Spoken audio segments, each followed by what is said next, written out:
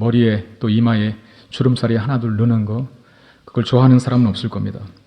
그래서 이 시간에 제가 늙지 않는 방법 3가지 꿀팁을 가르쳐 드리려고 합니다. 첫 번째, 물을 하루에 2000cc 정도를 마셔야 된답니다. 그러니까 1000cc가 1리터니까 PT병으로 한 병 반 정도를 매일 마시면 늙지 않는답니다. 그리고 호흡을 깊게 서서히 오랫동안 하셔야 합니다. 이렇게 하면 안 된다는 거예요. 제가 벌써 이것을 1부, 2부, 3부 연달아 3번 했거든요. 아마 1년은 수명이 단축됐을 것 같은데 빨리 쉬지 말고 오랫동안 서서히 천천히 쉬라 합니다. 여러분, 그 거북이는 장수하는 동물 중에 하나지 않습니까? 그 거북이의 호흡이 굉장히 느리답니다. 근데 이제 강아지들은 호흡이 빠르죠. 금방 죽죠. 그리고 매일 3번째는 매일 30분씩 걷는 습관을 가지는 겁니다. 기왕이면 엘리베이터보다도 좀 계단을 이용해 주시고 교회 오실 때에도 가까운 데 계신 분들은 조금 불편하시더라도 수경차보다 이렇게 도보로 이용하면 교회도 좋고 또 여러분들의 건강도 좋을 줄 압니다. 이 3가지 꼭 실천하셔서 여러분 젊게 사실 수 있기를 바랍니다. 우리는 누구나 다 젊게 살기를 원하는데요. 그래서 요새는 이쁜 사람한테 미인이십니다. 이것도 기분 좋은 말이고, 또 잘생긴 사람한테 미남이십니다. 훈남이십니다. 이것도 참 기분 좋은 말이지만, 그런데 요새는 어떻게 말해주면 더 좋아하는지 아세요? 동안이십니다. 동안이십니다. 나이보다 10년은 훨씬 더 젊어 보이십니다. 자, 그런 의미에서 한번 옆 사람하고 인사하겠습니다. 동안이십니다. 참 10년은 젊어 보이시네요. 여러분 기분 좋으십니까? 이 말을 듣고 이런 인사를 듣고 화내는 사람 없죠? 지금 화내는 사람 있었습니까? 없었죠? 다 웃고 계시고 아유 그래요 옳습니다 그러셨을 거예요. 근데 이 말을 누구보다도 정말 너무나 듣고 싶어하고 좋아하는 한 사람이 있습니다. 그 사람이 누구냐면 저희 아내입니다. 왜 그분이 이 말을 그렇게 듣고 싶어 하시는지는 여러분들의 생각에 맡기겠고 한번 고민해 보십시오. 여러분들이 그 말을 해주신다면 저희 집안 분위기가 확 달라질 겁니다. 저희 집사람 볼 때 다른 말 하지 마시고 동안이십니다 사모님. 목사님보다 한 20년은 더 젊어 10년 더 써서 한 30년은 더 젊어 보이시네요. 이렇게 얘기해 주신다면 제가 목회하는데 큰 힘이 될 것 같습니다. 저는 오늘 본문을 통해서 세월이 많이 지났음에도 불구하고 늙지 않는 한 사람을 소개하려고 그래요. 늙지 않는 한 사람. 갈렙이라는 사람입니다. 오늘 본문은 이스라엘 백성들이 가나안 땅을 다 정복했지 않습니까? 완전히 정복한 것은 아니지만 구분응선을 넘었어요. 이제 땅을 분배하는 과정 속에 있는데 땅을 분배할 때 가장 필요한 것 공정성이겠죠. 공정성. 공평하게 그 땅을 나눠야 합니다. 누구나 다 좋은 땅을 갖고 싶은 마음이 있을 거예요.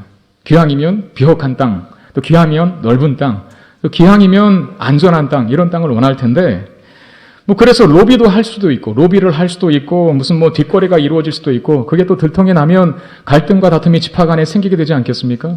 그 12지파에게 땅을 분배하는 과정 속에서 오늘 일어난 사건이니까요. 굉장히 뒤탈이 많이 일어날 겁니다. 근데 그런 위험성을 여호수아가 인지했는지 그 땅을 분배하는 일에 굉장히 큰 신중을 기하게 되는데 오늘 여호수아서 10장 1절 말씀을 보면 땅을 분배하는 일에 제사장 엘르아살과 여호수아와 그리고 각 지파의 족장들이 관여하고 있다라고 그렇게 기록합니다. 그러니까 여호수아가 지도자라고 해서 혼자 그 일을 하지 않고 제사장이 동원되고 각 지파의 족장들이 나와서 그 일에 참여하고 있다는 거예요.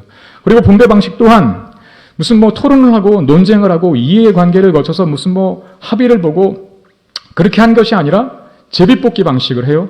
구약의 제비뽑기 방식은 하나님의 뜻을 알게 하는 수단 중에 하나죠.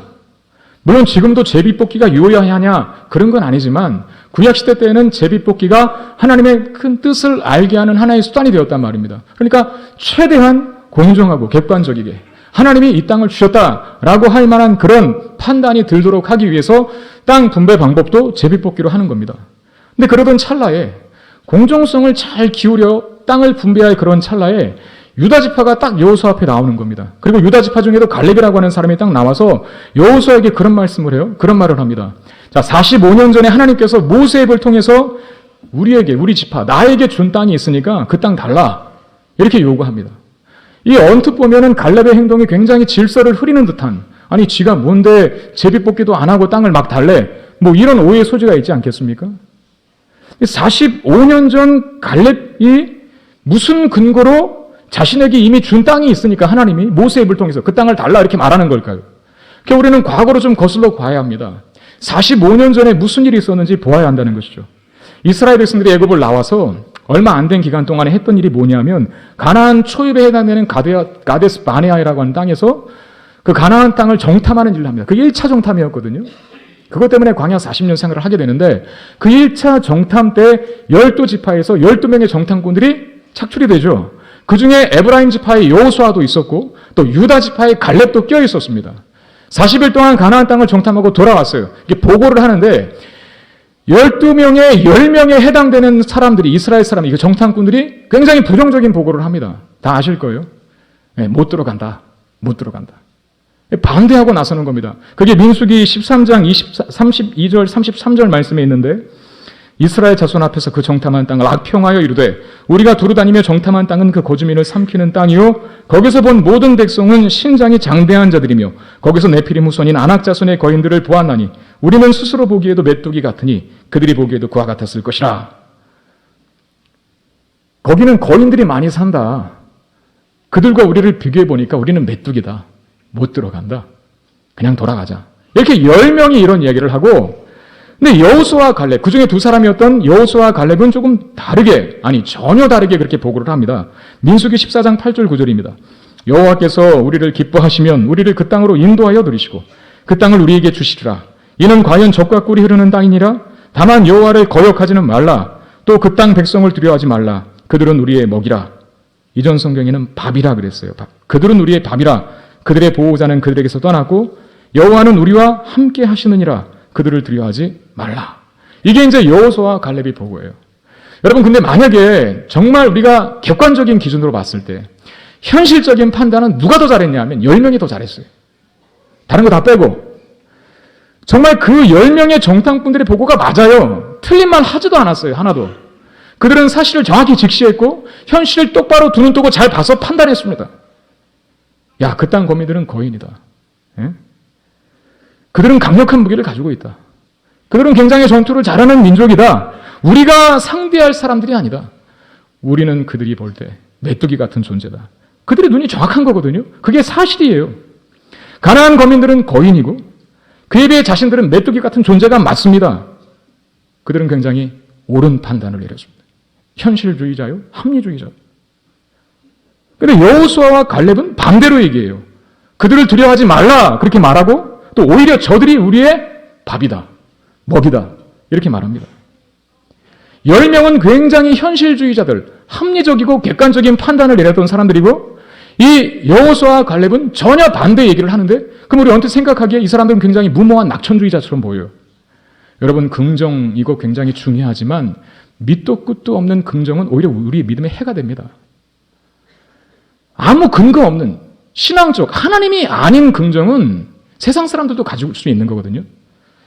근데 여호수아와 갈렙이 마치 그렇게 보여요. 현실적으로 봤을 때는 정말 아닌데 옳다라고 이야기하고 정복 못하는데 정복할 수 있다라고 이야기합니다. 이들은 정말 무모한 낙천주의자들일까요? 밑도 끝도 없는 영혼에 어쩌면 독이 될 수 있는 그런 긍정주의자들일까요? 충분히 그렇게 비춰줄 수 있습니다. 그런데 여러분 한번 생각해 보십시오. 여호수아는 누굽니까? 그게 45년 전 일이에요. 만약에 여호수아가 무모한 낙천주의자라든지 밑도 끝도 없는 긍정주의자였으면 그는 지도자가 안 됩니다. 근데 지금 가나안 정복전쟁의 지도자는 여호수아였습니다. 갈렙을 보십시오. 갈렙은 유다 지파의 리더입니다. 리더.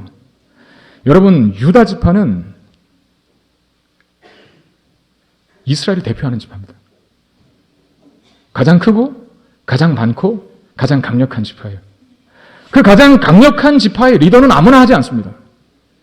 근데 갈렙이 그 일을 하고 있어요. 그러므로 그들은 무슨 무모한 낙천주의자가 아니라는 것이죠. 네? 그냥 한 말이 아니라는 거예요. 그러면 그들이 10명의 정탐꾼들의 현실적이고 객관적인 보고와는 다르게 전혀 현실적이지 못한 대답을 내놓은 이유는 어디에 있을까요? 가나안 땅은 하나님께서 은혜로 주시는 땅입니다. 우리 여호수아서 1장에서 초반에서 수도 없이 확인했지 않습니까? 내가 내게 주었다. 완료형으로 썼다. 그랬어요. 그러니까 하나님께서 은혜로 주시는 땅, 여러분 은혜로 받는 땅은 무슨 의미가 있습니까? 이스라엘 백성들이 전투를 잘해서 쟁취하는 땅이 아니라 하나님께서 주시는 선물이라는 것이죠. 근거가 이스라엘 안에 있지 아니하고 그 땅을 받는 근거는 하나님께 있다는 거예요. 그게 은혜입니다. 그리고 그게 은혜로 받는 땅이라는 의미예요. 그런데 10명의 정탐꾼들은 못 간다고 했을 때 은혜로 받는 땅이라고 하는 믿음을 저버렸어요. 하나님 말씀을 빼버렸죠. 하나님을 개입시키지 않고 크고 강한 가나안 거민과 너무나 약한 자신들을 직접 비교합니다. 그래서 그들은 강하지만 우리는 메뚜기 같다라고 이야기한 거예요. 그러나 여호수아와 갈렙은 가나안 사람과 자신들을 비교하지 않고 가나안 거민과 이스라엘을 비교하지 않고 가나안 거민과 하나님을 비교합니다. 아무리 가나안 사람들이 크고 강한 민족이라 하더라도 하나님 보실 때 하나님 앞에서 서게 되면 너무나 보잘것없고 초라한 존재들일 뿐이라는 것이죠. 아까 우리가 보았지만 10명의 정탐꾼들의 보고와 여호수아와 갈렙의 보고의 내용이 다른 것을 보았어요. 차이가 하나 있습니다. 그게 뭐냐면 10명의 정탐꾼들의 보고 속에는 하나님의 이름이 한 번도 언급이 안 됐습니다. 그러니까 그게 뭐예요? 하나님이 은혜로 주신 약속의 말씀은 깡그리 잊어버리는 것이죠. 그 생각 안 하는 겁니다. 그냥 무조건 현실주의자인 거예요. 그냥 무조건 합리주의자들인 거예요. 믿음과 신앙이라는 개념은 상실했죠. 그래서 하나님의 이름이 한 번도 거론이 안 됩니다. 그런데 여호수아와 갈렙의 보고 속에는 하나님의 이름이 자주 거론됩니다. 보셨지만 여러분 눈치채셨습니까? 거기에 어떤 말이 있었냐면 여호와께서 우리를 기뻐하시면 이런 말이 있었어요. 그리고 다만 여호와를 거역하지는 말라 이런 말도 있었고요. 그리고 여호와는 우리와 함께 하시느니라 이런 말도 있었어요. 그 짧은 두 구절 속에 하나님이 약속하신 땅이니까 하나님께서 주시면 받을 수 있다. 다만 여호와를 거역하지 말라. 그 말이 무슨 뜻이겠습니까? 야, 하나님께서 말씀하셨지 않니? 왜 그 말씀에 불순종하려고 그래? 이런 말이겠죠. 바로 이 차이가 10명의 정탐꾼들과 여호수아와 갈렙이 서로 다르게 반응한 결정적인 이유입니다. 당연히 하나님은 여호수아와 갈렙을 기뻐하십니다.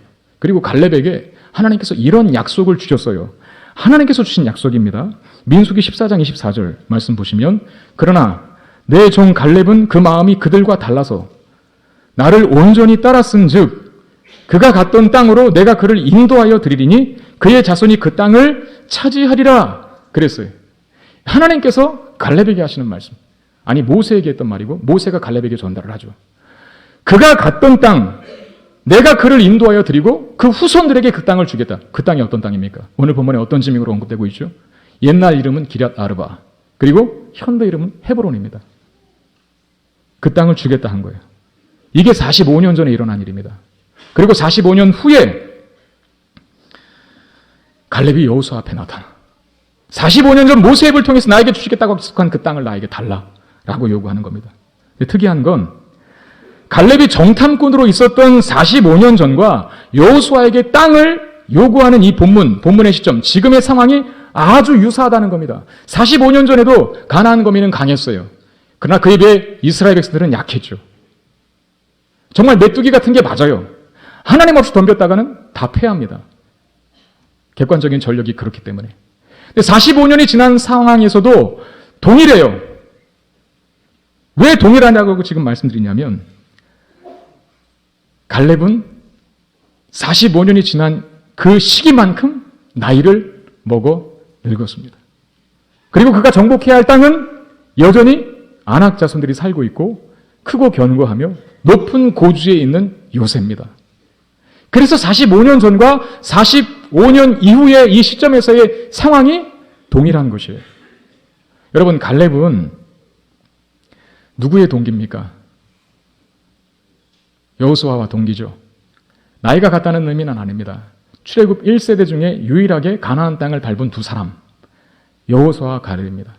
출애굽 1세대 애굽을 나와서 이렇게 광야에서 20세 이상으로 있던 사람들은 광야에서 다 죽었어요. 들어가지 못하고 가나안 땅을. 근데 유일하게 출애굽 1세대 중에 이 여호수아와 갈렙만 가나안 땅에 들어가게 되는데 우리가 지난 시간에 여호수아서 13장을 보았습니다. 하나님께서 여호수아에게 뭐라 그러셨죠? 놀리셨잖아요. 하나님이 여호수아를. 뭐라고 놀리셨죠? 너는 늙었다. 그렇게 말씀하셨습니다. 제가 지난 시간에 설교할 때 여호수아가 아마 그의 당시의 나이 90에서 100세 정도 되었을 것이라고 말씀드렸어요. 갈렙은 지금 몇 살이라고 합니까? 85세라 합니다. 만약에 90세가 정답이라면 몇 살 차이입니까? 5살 차이입니다. 아마 형, 동생하고 지냈을 거예요. 여호수아가 늙었다면 갈렙도 늙은 겁니다. 늙은 갈렙이 달라고 하는 그 헤브론 땅은 크고 견고한 성읍입니다. 그곳에 거인족이라고 하는 아낙 족속이 살고 있어요. 네피림의 후손들, 등치가 큰 사람, 얼마나 큰지는 모르겠는데 아무튼 머리 2개는 더 있는 것 같아요. 보통 사람들보다, 이스라엘 사람들보다.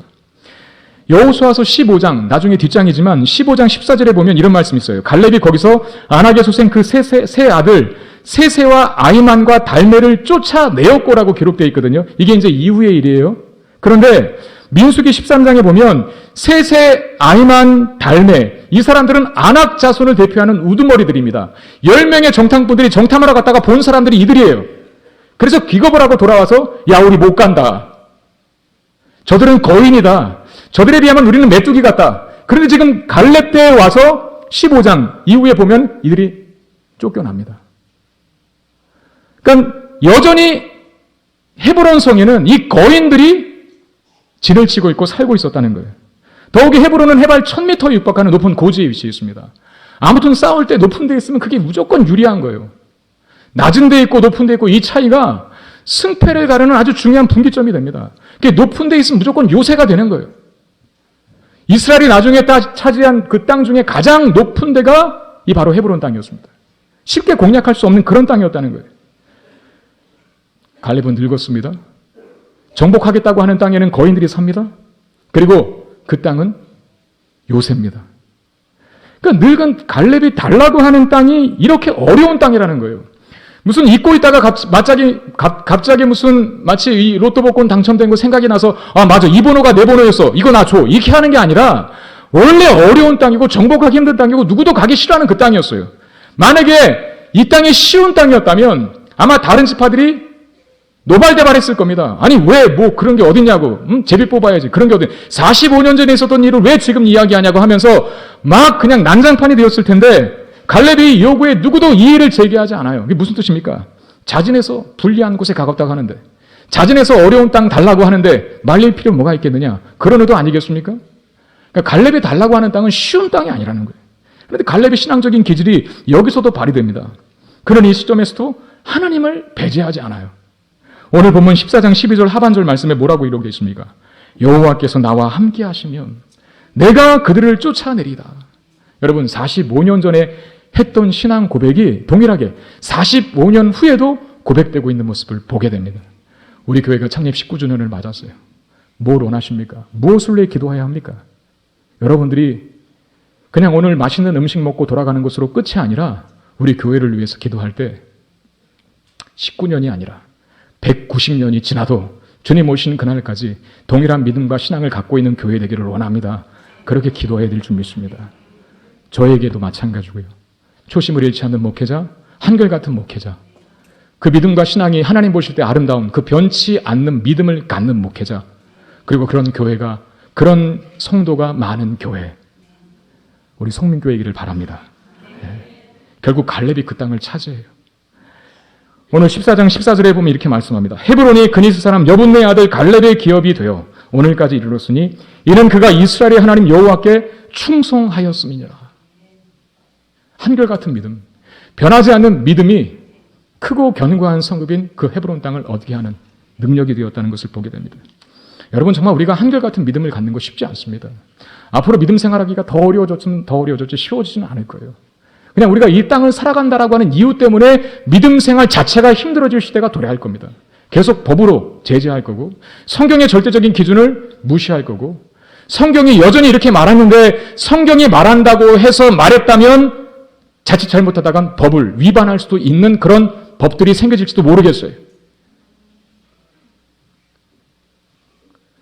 그렇게 어려운 상황 속에서도 동일한 믿음을 어떻게 우리가 가질 수 있는가? 우리가 뭔가 오래 하다 보면은 질리는 거 아닙니까? 실증도 나고. 근데 항상 한결같은 믿음.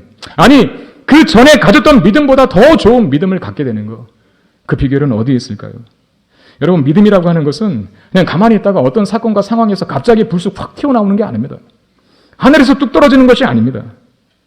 갈렙은 갑자기 없던 믿음이 생겨서 야, 45년 전에 약속한 땅 나에게 줘. 이렇게 말한 게 아닙니다. 45년 전에도 갈렙은 여전히 유다 지파의 리더였어요. 여러분, 아까도 제가 말씀드렸지만 유다 지파의 리더는 아무나 하는 게 아닙니다. 더욱이 갈렙은 이방인입니다. 당시 혈통과 민족적 정통성을 중요하시던 구약 백성, 이스라엘 백성들에게 있어서 물론 구약의 이방인들을 하나님께서 계속 섞어 놓으시거든요. 그건 이제 신약의 그리스도의 나라가 도래할 때 열방이 복음을 통해서 돌아온다는 것을 예표하는 사건들이죠. 그러나 구약 자체는 여전히 혈통을 강조하고 있어요. 여러분, 우리나라 사람이 미국의 대통령 되는 건 쉬운 일이 아닙니다. 미국 사람보다 아마 100배는 더 노력해야 될걸요? 100배를 노력해도 될까 말까 하고 선입견을 가지고 바라보게 되고 하는 것 아닙니까? 갈렙은 에돔족 속 한 지파에 속한 사람이었습니다. 이방인이 그것도 가장 이스라엘을 대표하는 한 지파의 수장이 되는 거 쉬운 일이 아니라는 거예요. 무슨 뜻입니까? 그의 믿음은 남달랐다는 증거입니다. 그의 믿음의 성실성은 정말 강하였다는 것입니다. 하나님을 얼마나 잘 믿고 섬겼으면 유다 지파의 리더가 되어 있겠습니까? 이게 뭘 말합니까? 그는 늘 한결같다는 것이죠. 믿음은 갑자기 뚝 떨어진 게 아니었다는 것이죠. 이미 그런 믿음을 갖고 있었고 그 믿음이 마치 점점 커져나가 지금 45년 후에도 그의 몸은 늙었음에도 불구하고 내가 그 땅을 하나님과 함께하면 정복할 수 있다라고 말할 수 있는 겁니다. 그리고 갈렙이 받은 땅은 헤브론 땅이지 않습니까? 45년 전에 정탐꾼으로 갔을 때 하나님이 갈렙에게 야, 너 헤브론 땅에 가서 한번 정탐해 봐봐. 이렇게 지시하신 게 아니에요. 10명의 정탐꾼들과 12명의 정탐꾼들과 뭐 너는 어디 가고 너는 저기 가라 뭐 이렇게 했겠죠. 근데 갈렙이 아마도 이렇게 했을 것 같아요. 야, 내가 꼭 헤브론 땅 가볼게. 내가 헤브론 땅 한번 정탐해 볼게. 야, 거기 거인들도 살고 그 경계가 삼엄할 텐데 그 고지에 있고 위험하지 않겠어? 아이, 그래도 내가 한번 가볼게. 왜 그랬을까요? 헤브론은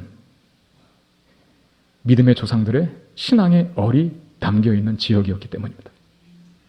아브라함이 돈 주고 산 유일한 땅이 헤브론 땅입니다.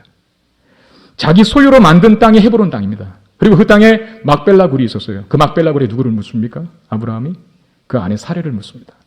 그리고 이삭과 리브가 야곱과 레아가 다 그 땅에 묻힙니다. 창세기 50장에 보면 요셉이 애굽의 국무총리로 있었던 그 요셉이 창세기 50장은 50장이 끝이거든요. 요셉이 유언하는 내용으로 끝나요. 죽고. 그때 요셉이 그렇게 부탁합니다. 후손들에게. 반드시 이 애굽을 떠날 날이 있을 것이다. 우리 민족이 반드시 그 애굽 땅을 떠날 날이 있을 텐데 내가 죽거든 내 유고를 그때 제발 가지고 나가라. 그렇게 말합니다. 그리고 요셉이 죽고 입관하였더라라고 하고 끝나요. 여러분, 장례는 입관이 끝이 아닙니다. 장례는 하관까지 가야 됩니다. 하관을 어디서 할까요? 요셉이. 바로 이 헤브론 땅에서 합니다. 몇십 년, 몇백 년이 흐른 다음에 요셉의 유골을 후손들이 가지고 나가죠. 그리고 그 요셉의 유골이 안착된 땅, 드디어 하관을 하게 된 땅이 이 헤브론 땅이었습니다. 갈렙의 눈에는 그게 보였던 것 같아요. 영적인 가치, 은혜의 자리, 조상들의 신앙의 정신과 얼이 담겨있는 그 땅, 은혜의 자리를 사모하고 영적인 가치를 분별하고 세상의 그 무엇과도 비교할 수 없는 하늘엔 신령한 가치가 묻어있는 그 땅을 그토록 가보고 싶어 했던 거예요. 그게 바로 갈렙이었습니다. 오늘 눈이 많이 왔습니다. 제가 새벽 5시 반에 한 5시 40분쯤에 집을 나섰는데 깜깜하지 않습니까? 저는 눈이 오는지 몰랐어요. 그냥 나가니까 뭐가 하늘에서 뚝뚝 떨어져 축축한 거예요. 아, 눈이구나 하고 그냥 갔는데 이게 그냥 갈 눈이 아니더라고요. 그냥 갔다간 다 적게 생겨서 다시 가다가 몇 걸음 가다가 돌아왔습니다. 이렇게 우산을 꺼내서 우산을 쓰고 오면서 가로등에 그 내리는 눈발이 비춰지는 걸 딱 보니까 이게 거의 폭설 수준이더라고요. 그러면서 제 마음에 걱정이 밀려오는 거예요. 어떤 걱정이 밀려왔을 거예요. 막 바람도 차게 불고 날씨도 추운 것 같고 눈발이 몰아칠 때 제일 가기 싫은 곳은 어딜까요? 오늘 교회 많이 안 오시겠다. 뭐 핑계 좋겠죠. 미끄러워서 못 갔다. 얼어서 못 갔다. 차가 안 빠져서 못 갔다. 오늘 교회 많이 안 나오시겠구나. 그리고 걱정이 돼서 사무실에 목양실에 앉아서 설교 준비를 하고 있는데 한 30분 후에 우리 집사람이 도착했습니다. 그래서 제가 그랬어요. 여보, 오늘 우리 기도 많이 해야겠다. 오늘 많이 성도님들 안 나오실 것 같아. 그랬더니 저희 집사람이 한마디 했습니다. 여보, 은혜를 사모하면 다 와요. 어떨 때 보면 저보다 믿음이 좋은 것 같다가도, 어떨 때 보면 또 아닌 것 같다가도. 정말 그렇습니다. 은혜를 사모하는 자가 눈 온다고 교회 안 옵니까? 은혜를 사모하면요, 눈이 아니라 불이 떨어져도 와요. 왜 꼭 항상 저기만 하면 하는지 모르겠어요. 저기 좀 배우세요. 금요일날 그 요한계시록 4대 교회 말씀, 라우디게아 교회 말씀 그렇게 들으셔놓고도 눈이 아니라 불이 내려도 은혜를 사모하는 자는 교회를 오게 되어 있습니다. 네. 갈렙에게는 이미 45년 전부터 은혜를 사모하는 마음이 있었어요. 그런 정황들이 가르쳐주는 게 뭡니까? 이방인이 유다 지파의 수장이 되고 45년 전 일이지만, 그리고 45년이 지난 다음부터도, 45년 전에도 그 헤브론 땅을 사모하는, 정탐할 때 그 헤브론 땅을 사모하는 그 조상들의 신앙의 얼과 정신이 묻혀있는 그 땅을 너무나 보고 싶어 했던 그런 갈렙의 모습 속에서 우리가 발견하고 확인하는 게 뭐겠습니까? 갈렙의 믿음은 갑자기 생겨진 것이 아니라 그 생활 자체였다는 겁니다. 그의 삶 자체였다는 겁니다. 그에게 있어서 하나님은 언제나 어디나 계시는 아버지요, 친구요, 때로는 동지요, 애인도 같은 그런 분이었습니다. 그것이 그를 한결같게 만든 거죠.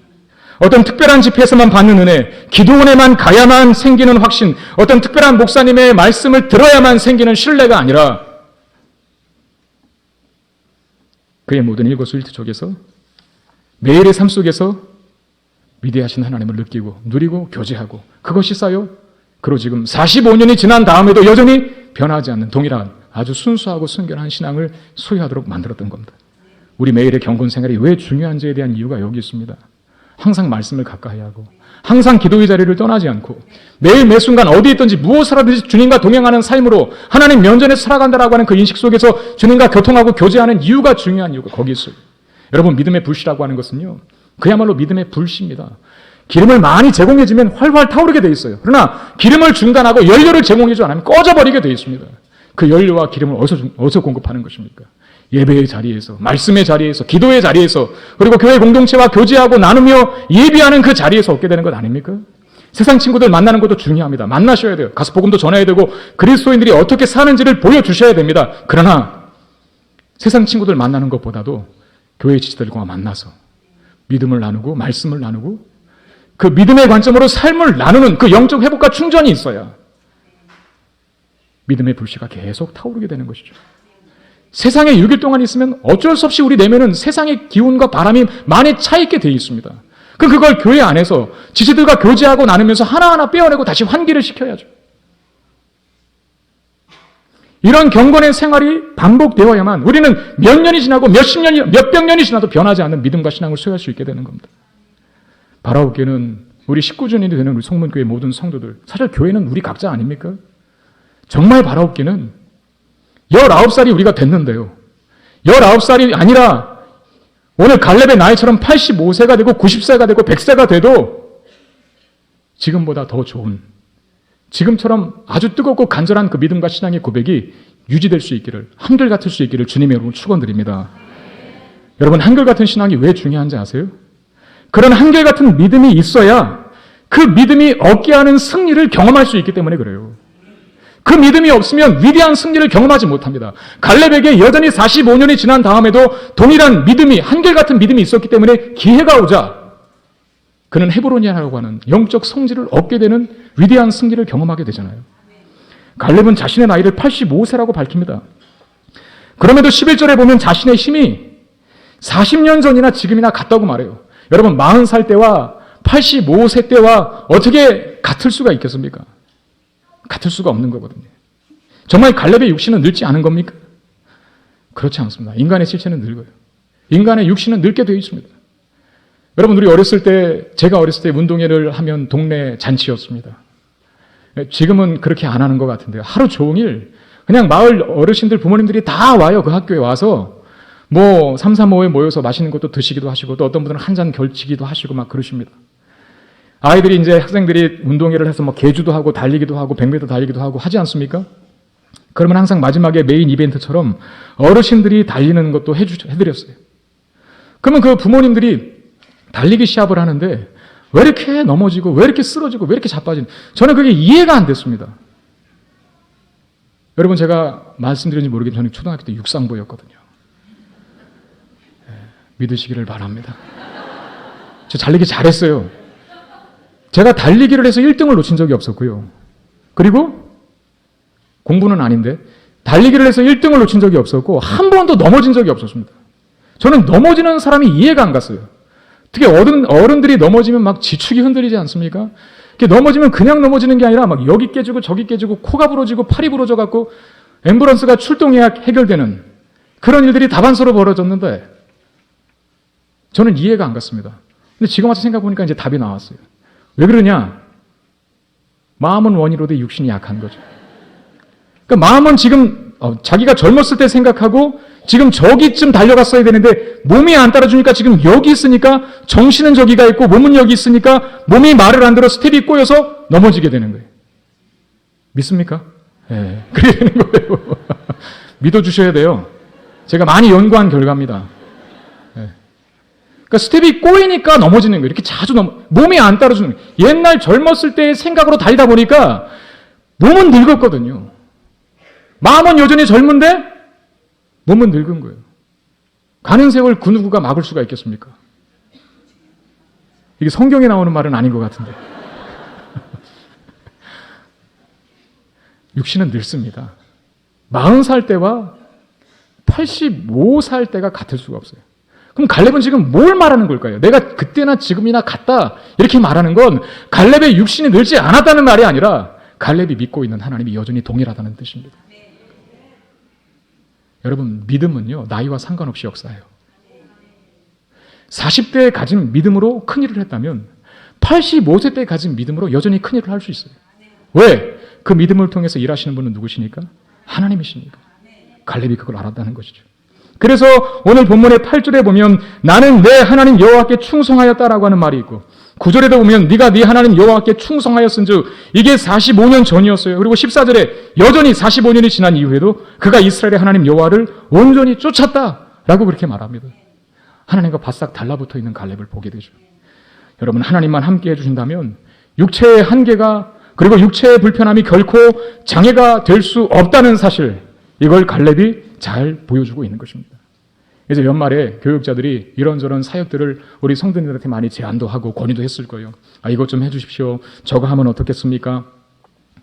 그러면서 전화를 많이 이렇게 들었다 놨다 하셨을 텐데 지난주와 지지난주 2주간 동안 우리 사역 박람회를 했습니다. 얼마나 많은 분들이 그 사역을 실천해 준지 모르겠지만 저는 그렇게 생각해요. 교회 안에서의 직분, 교회 안에서의 봉사, 교회 안에서의 사역이라는 건 하나님이 우리에게 주애를 맡기는 것은 나 좀 도와주라 이게 아닙니다. 야, 네가 꼭 필요해. 네가 아니면 이 일 못한다. 그런 차원에서 하시는 것이 아니에요. 만약에 그게 맞다면 하나님이 왜 모세를 80세에 부르겠습니까? 왜 이스라엘의 가장 훌륭한 왕을 일개 목동에 불과했던 가족에게서 쫓아 왕따 당했던 다윗을 들어 사용했겠습니까? 왜 기독교 핍박에 가장 선봉했었던 사울을 들어 기독교 선교의 가장 1등 공신으로 삼으셨겠습니까? 그거 아니거든요. 하나님이 우리가 없고 우리가 꼭 필요해서 우리가 아니면 그 일을 못하기 때문에 우리에게 사역을 제안하시는 게 아닙니다. 그럼 왜 그러실까요? 하나님께서 우리에게 사역을 위임하시는 것은 그 봉사일을 하게 하시는 것은 그 일을 통해서 하나님의 위대하심과 크심을 우리로 더 많이 알고 확인하도록 하기 위해서 우리에게 봉사의 직무를 부여하시는 겁니다. 내가 못할 일을 맡기시는 거예요. 그런데 1년이 지나보면 해왔거든요. 내가 감당 못할 사람을 맡기시는 거예요. 늘 그 사람 붙들고 말씀과 기도로 가르치고 권면했더니 어느 순간 나보다 더 좋은 믿음을 갖고 있어요. 이런 역사를 보도록 하기 위해서 하나님 우리에게 봉사의 자료를 부르시는 거죠. 갈렙이 85세입니다. 헤브론은 사실 갈렙이 정복할 수 있는 곳이 아닙니다. 그럼에도 그는 그 땅을 달라고 해요. 왜 그랬을까요? 그는 또 한 번에 이 인생 말년에 하나님의 능력과 기적을 다시 한번 경험해보고 싶은 욕망이 있었던 것이죠. 이 선한 욕심이. 나는 늙었지만 여전히 하나님이 살아계셔서 나의 늙음과 상관없이 동일하게 역사하실 하나님께서 함께 하신다면 그 헤브론 땅, 강하고 큰 성읍과 요새인 그 헤브론 땅도 능히 정복할 수 있다라고 하는 믿음. 그리고 그는 그 믿음대로 됐습니다. 여러분, 신앙의 역동성이란 그런 데서 생기는 건 아니겠습니까? 우리의 신앙이 왜 무력해지고 우리의 신앙이 왜 침체되겠습니까? 그런 신앙의 힘들이 주는 기적과 능력을 체험하지 못하고 살기 때문에 늘 무력해지고 늘 침체되어 있고 늘 쓰러져 있는 것 같죠. 믿음으로 기적을 경험하고 믿음으로 신비를 경험하고 믿음으로 초월을 경험하며 살아가면 야, 우리 생각에서는 저게 안 될 일이었는데 믿고 신뢰하며 하나님 따라 나아갔더니 됐어요. 믿음으로 발을 담갔더니 요단강이 갈라지네요. 믿음으로 주님 오라 하시니까 풍랑이는 갈릴리 바다에 몸을 던졌더니 바다에 빠지지 않고 그 바다 위를 걷네요. 이사야 선지자는 또 뭐라고 합니까? 네가 물 가운데로 가더라도 빠지지 않고 침몰치 않을 것이며 네가 불 가운데로 갈지라도 그 불이 너를 사르지 못한다. 요단강에 발을 담가야 그 일을 경험하는 겁니다. 갈릴리 바다로 뛰어내리셔야 그 일을 경험하는 것이고 물 가운데로 한번 들어가 봐야 물에 들어가도 빠지지 않는 것을 경험하는 것이죠. 활활 이글이글 타오르는 불 속에 한번 뛰어 들어가 봐야 아, 주님이 함께 하시면 이 불이 나를 태우지 못하는구나. 그런 걸 경험하는 것 아닙니까? 왜 우리에게 봉사의 직무를 맡기겠어요? 왜 우리가 감당하기 힘든 일을 하라고 요구하실까요? 기적을 경험하라고. 하나님의 은혜를 경험하라고. 하나님의 하시는 그 능력 있는 위대한 역사를 경험하도록 초청하시기 위해서 우리를 부르시는 겁니다. 여러분, 그리스도인들은 유리한 곳, 편리한 곳만 찾는 사람들이 아닙니다. 어려운 일도 맡아보셔야 되고요. 불리한 곳에도 자원해서 가볼 수 있는 사람이 되어야 합니다. 왜요? 그 안에서 하나님의 일하심을 경험할 수 있기 때문에 그렇습니다. 정복할 수 없는 것을 정복하게 하시고 무너뜨릴 수 없는 성을 무너뜨리게 하시는 그 하나님의 역사를 경험하도록 하기 위해서 우리로 때로 불편한 곳, 불리한 곳, 해가 되는 곳, 나에게 절대 손해가 되는 그곳에도 하나님 가라 하시는 것입니다. 근데 순종하고 갔을 때 반드시 기적을 경험합니다. 우리 자녀들이 만남의 축복을 위해서 기도합니다. 아, 좋은 선생님 만났으면 좋겠고 이제 중학교, 고등학교 올라가는데 좋은 친구들 만나기를 원한다. 맞습니다. 만남의 축복을 위해서 기도하셔야 돼요. 정말 우리 자녀들에게 좋은 영향력을 줄 수 있는 그 누군가를 만날 수 있도록 기도하셔야 돼요. 그러나 반대도 기도하셔야 돼요. 이미 좋은 사람이 된 나의 자녀를 통해서 음지와 같은 곳에 있는 어두운 친구들이 변화되고 나의 자녀와 내 삶을 통해서 그 어두운 곳이 밝아지는 역사를 위해서도 기도하셔야 됩니다. 양지에서 그 좋은 사람들을 통해서 내가 받는 유익만을 위해서 기도하지 마시고 이미 내가 가지고 있는 유익을 어두운 곳에 뿌려 그 어두운 곳을 밝아지도록 만드는 일에도 우리가 사용될 수 있도록 기도하셔야 된다는 겁니다. 그게 그리스도인들 아니겠습니까? 네. 갈렙은 지금 그 일을 하고 있었다는 것이죠. 나는 연약하지만 강하신 하나님을 신뢰하면서 나아갈 때 그 하나님께서 약한 내가 이룰 수 없는 놀라운 일들을 이루는 것을 보는 것만큼 우리 신앙과 믿음을 역동적이게 만드는 것은 없습니다. 믿음과 신앙은 모든 것도 이길 수 있게 하고요. 어떤 장애물도 초월할 수 있게 합니다. 왜 그렇습니까? 나는 약하지만, 나는 작지만 크고 강하신 하나님을 연결하는 매개체가 바로 믿음이기 때문에 그렇습니다. 크신 하나님을 작은 나와 연결하는 거예요. 강하신 하나님, 위대하신 하나님을 너무나 약한 나와 연결하여 나를 통해서 위대한 하나님의 역사를 이루도록 만드는 것이 우리가 변함없이 가지고 있는 그 믿음을 통해서 하나님께서 이루시는 일들입니다. 믿으십시오. 하나님과 함께하는 이상 어떤 문제도 문제가 아니고요. 우리 인생에 무슨 큰일이 일어나도 절대 흔들리지 않을 수 있습니다. 왜 그렇습니까? 믿음이 모든 것을 이기게 하기 때문입니다. 말씀 맺겠습니다. 우리는 약하지만 하나님은 강하십니다.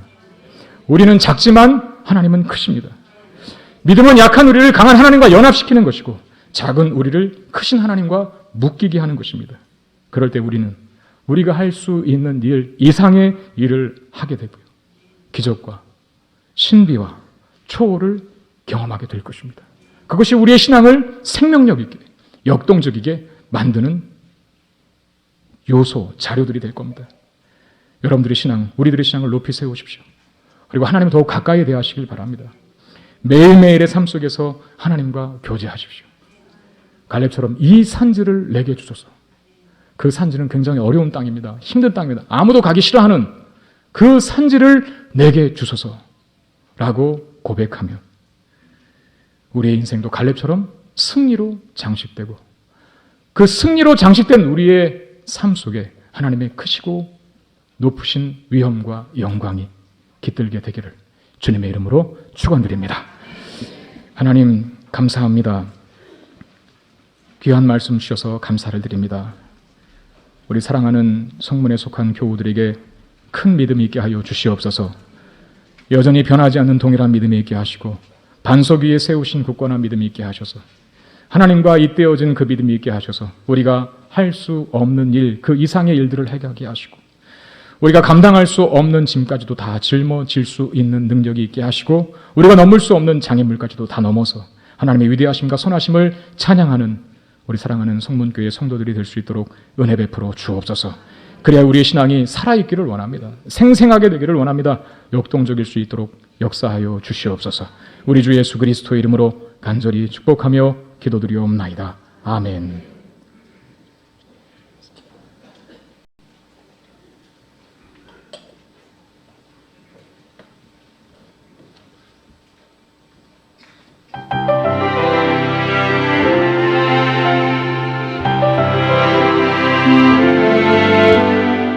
예수 오 그 이름 나는 말할 수 없네. 그 이름 속에 있는 비밀을 그 이름 속에 있는 사랑을 그 사랑을 말할 수 없어서 그 풍부한 표현 못해서 비밀이 되었네. 그 이름 비밀이 되었네.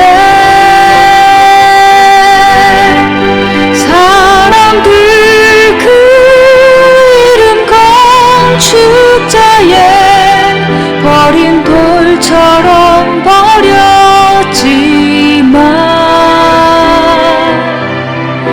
내 마음에 새겨진 이름은 아름다운 보석. 내게 있는 귀한 비밀이라 내 마음에 숨겨진 기쁨. 예수 오 그 이름 나는 말할 수 없네.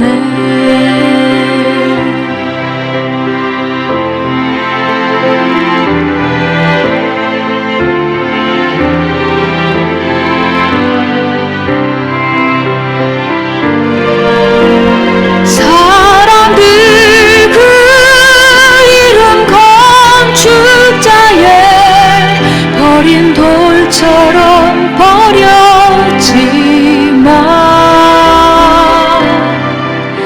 내 마음에 새겨진 이름은 아름다운 보석. 내게 있는 귀한 비밀이라 내 마음에 숨겨진 기쁨. 예수 오 그 이름 나는 말할 수 없네. 그 이름의 비밀은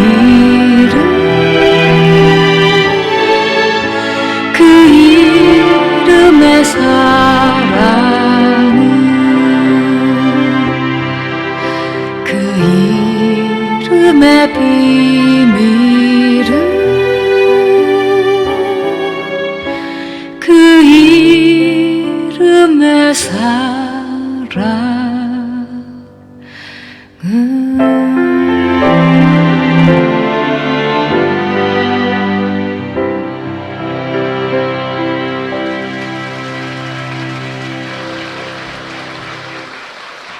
하나님 감사합니다. 하나님 앞에 예배 중에 나와 귀하고 거룩한 예물 드릴 수 있게 하시니 감사합니다.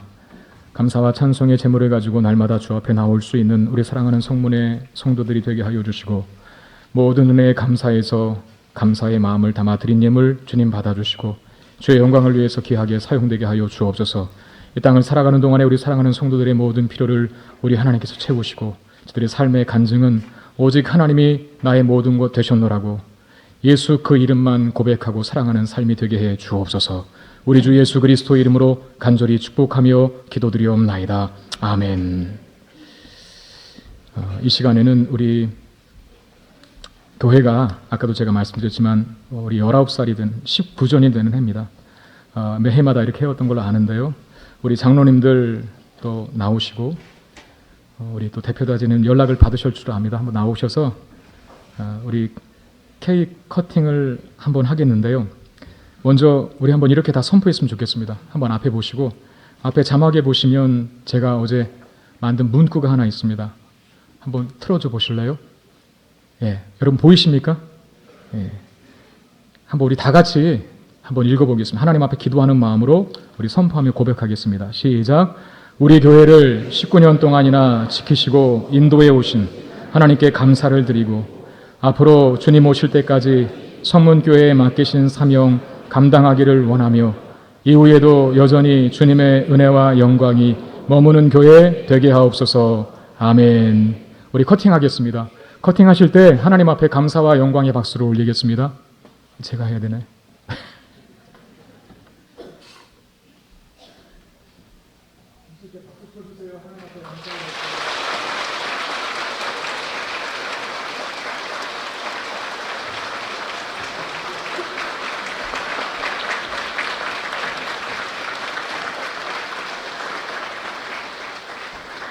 네, 제가 자르다가 묻었는데 순간적으로 먹을 뻔했습니다. 예배 시간인데 뭐 먹으면 안 되잖아요. 네, 그래서 얼른 자, 우리 찬양 한번 하겠습니다. 우리에게 소원이 하나 있네.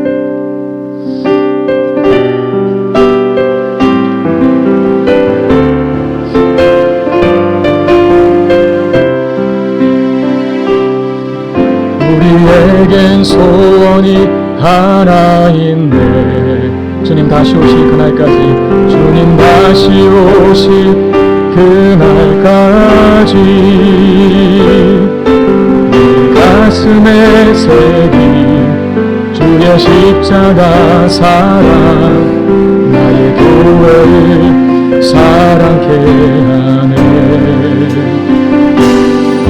주의 교회를 향한 우리 마음, 희생과 포기와 가난과 고난, 하며 죽음조차 우릴 막을 수 없네. 우리 교회는 이 땅에 교회를